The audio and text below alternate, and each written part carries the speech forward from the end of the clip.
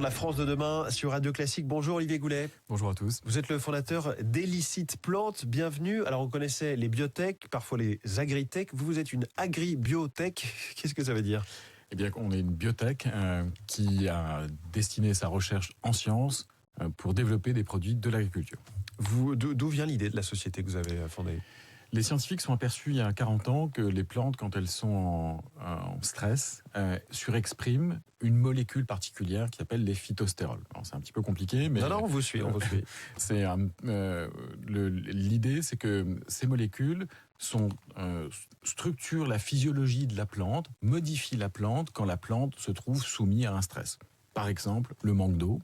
Et ils ont eu l'idée, il y a 40 ans, de réinjecter à l'intérieur des plantes ce produit, les phytostérols, pour voir si elles réagissaient, même si elles n'étaient pas en stress, quel cas. Et nous avons rendu ça possible.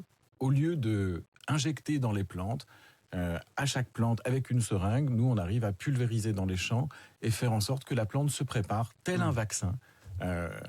Oui, vous dites tel un vaccin. Moi, la comparaison qui me vient, c'est un peu l'insuline pour le diabète et la régulation du sucre. C'est une très bonne analogie. Oui. C'est exactement ça, parce que c'est un produit qui est déjà présent dans la plante. C'est ça. C'est comme si on réinjectait quelque chose qui était déjà Et donc, présent. vous recréez ces phytostérols. Ça s'appelle Elitera, votre technologie en l'occurrence. Alors, le terme vient de... La société s'appelle Elicit Plantes, ce qui veut dire éliciter, ça veut dire susciter. C'est comme le principe du vaccin, susciter une réponse, quasi une réponse immunitaire de la plante. Donc Elitera, c'est votre technologie. Comment est-ce qu'on l'utilise dans les champs ? Est-ce qu'il faut l'injecter comme ça avec une seringue dans chaque plante ? Alors justement, c'est ça la découverte, l'invention d'Elicit Plantes. Les scientifiques, les équipes d'Elicit Plantes ont fait une formulation qui évite d'utiliser une seringue pour vacciner chaque plante, mais on arrive à le passer très simplement avec un tracteur, en pulvérisant avec d'autres produits.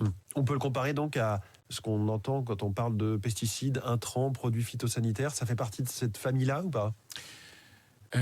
Justement, c'est une nouvelle famille. Ouais. Il n'existait pas de vaccin pour les plantes, donc c'est la famille des éliciteurs, mais c'est une famille des biologiques, puisque c'est un produit, comme vous le disiez, comme l'insuline, qui est déjà présent à l'intérieur du système organique. C'est passionnant. Et donc, à terme, l'idée, c'est quoi ? De réduire la consommation d'eau ou de résister tout simplement à la sécheresse qui est de plus en plus chronique ? Voilà. Alors, en dehors du phénomène du vaccin, l'intérêt direct, c'est que après avoir pulvérisé dans un champ de maïs, de soja, de blé, de tournesol, on va induire chez la plante une diminution de la consommation tous les jours de 20%. Eh bien, la plante va résister beaucoup mieux aux épisodes de sécheresse, au stress hydrique qu'elle va pouvoir subir après en ayant une réserve plus importante dans la terre. Quelle est l'idée ensuite dans la distribution ? Comment est-ce que vous allez vendre ça aux agriculteurs ? Quel est le retour sur investissement ?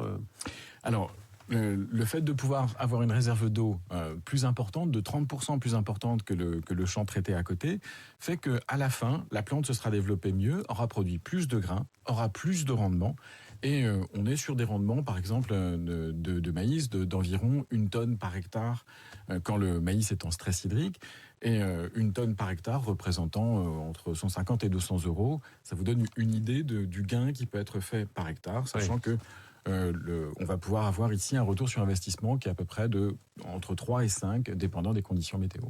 Vous avez donc créé la société en 2017. Il y a pas mal forcément de recherches. Vous êtes plusieurs dizaines, je crois 80 ou une centaine de personnes, de collaborateurs au total. Et où en êtes-vous du développement, de la commercialisation et peut-être de la recherche sur d'autres produits ? Alors, la commercialisation a été particulièrement rapide. On a obtenu fin 2021 une AMM en France. Autorisation de mise sur le marché. Exactement, une autorisation de mise sur le marché en France. Et donc, on a vraiment 2 saisons de commercialisation en France, avec une adoption qui est vraiment, vraiment importante et très, très rapide. On a vu, évidemment, dès le départ, que cette technologie était importante, pas uniquement pour la France, mais aussi pour l'étranger. Et la commercialisation s'est donc déployée dans des pays comme l'Ukraine, le Brésil, et maintenant on ouvre des territoires comme la Roumanie, la Pologne et bientôt les USA. Vous êtes labellisé French Tech 2030 et aussi entreprise d'importance stratégique, je le disais, avec vous avez eu les honneurs d'Emmanuel Macron sur ce sujet. Ça veut dire quoi ? Ça vous engage vis-à-vis de l'État ? Ça vous engage à produire en France ? Ça vous donne du financement public ? C'est intéressant parce que l'État a perçu qu'on est une véritable solution à un problème qui questionne tout le monde. Les agriculteurs qui souffrent beaucoup actuellement ont des pertes de production qui sont liées malheureusement au réchauffement climatique, à l'augmentation des températures. Il y a un lien direct entre la consommation d'eau des plantes et l'augmentation des températures. Et enfin, la France peut apporter une technologie pour ses agriculteurs et dans le monde entier qui permet d'être une vraie réponse. Non pas c'est triste le changement climatique, mais là, enfin, il y a une vraie réponse qui permet de dire oui, on peut continuer à faire de l'agriculture profitable en se couvrant, en ayant une assurance contre le stress hydrique. Merci beaucoup Olivier Goulet, c'était pas du tout compliqué, moi je pense qu'on a tout compris en vous écoutant ce matin sur Radio Classique, le fondateur d'Elicit Plante, avec un E au début je le dis, Elicit Plante. Notre invité ce matin dans la France de demain, très bonne journée à vous.